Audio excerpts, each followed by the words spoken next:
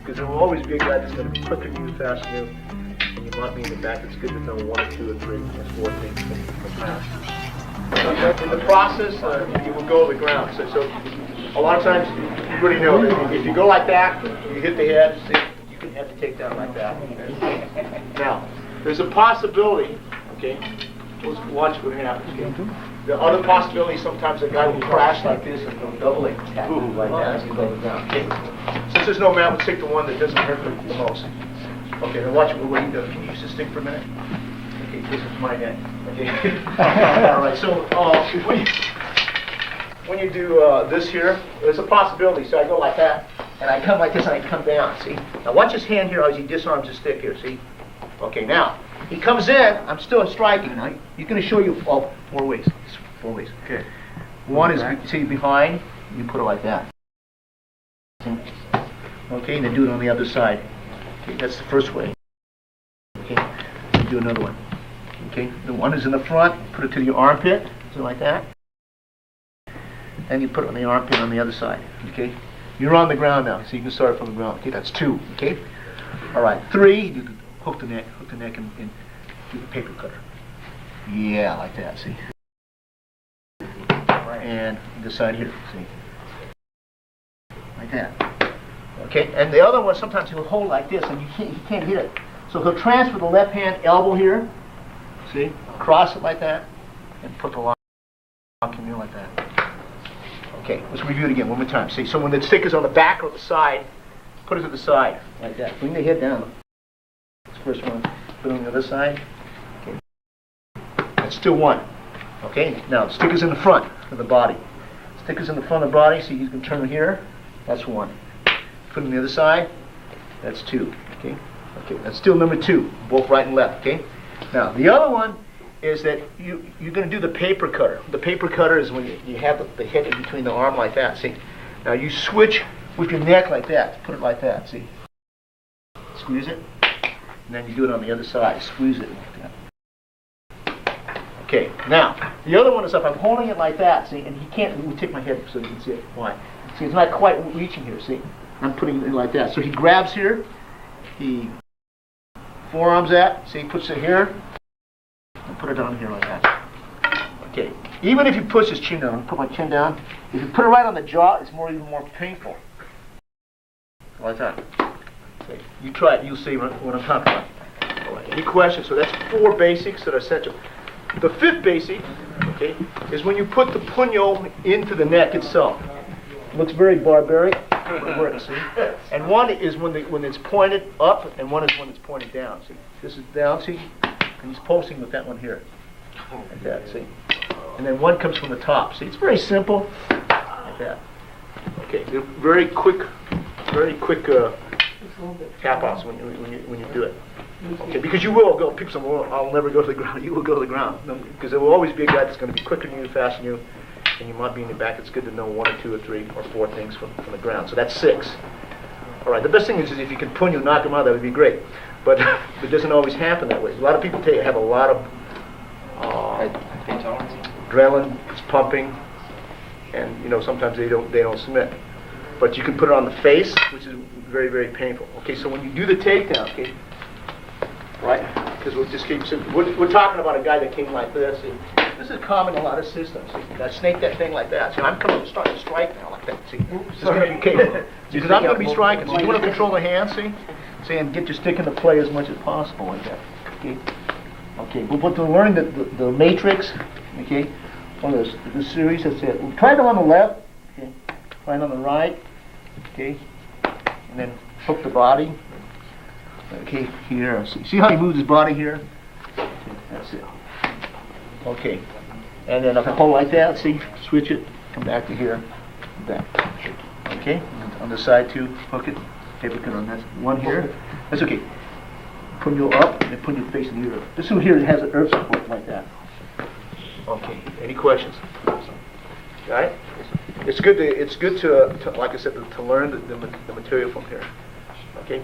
You can. Some guys are really sharp, like Lacoste. They use a snake from here, the leg. Stop it that leg, then snake this way.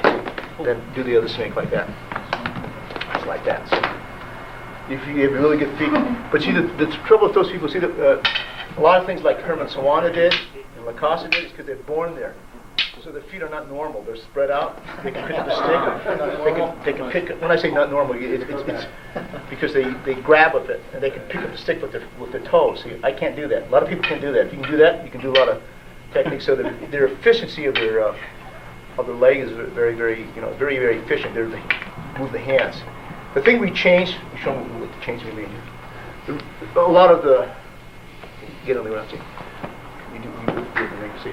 See, originally the way I learned to do the paper cutter, I didn't move my body, see, like that. I just did it here.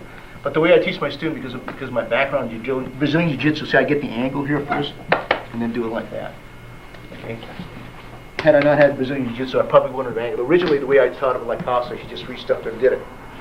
But the Brazilian Jiu-Jitsu gives you the angle, and then I squeeze it like that. But the techniques are colored. This is not Brazilian Jiu-Jitsu. This is long before Helio Gracie was even born. What I'm showing you right now. This has just come down through the centuries that passed down from one colleague generation to another colleague generation. A lot of guys don't like the thing here. A lot of people, guys say, no, I'm going to stand up.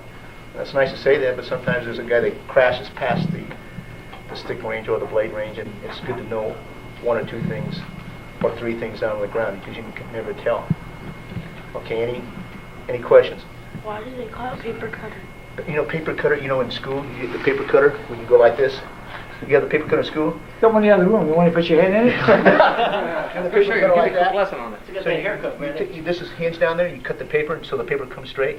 So we call this a paper cutter. See, we're gonna. This is the cutting edge like that. That's INOSANTO terminology. It's not what they call them in the Philippines. I use that because it makes my students remember it. I make up my own terms because sometimes a certain word reminds them of something and they can remember it easier.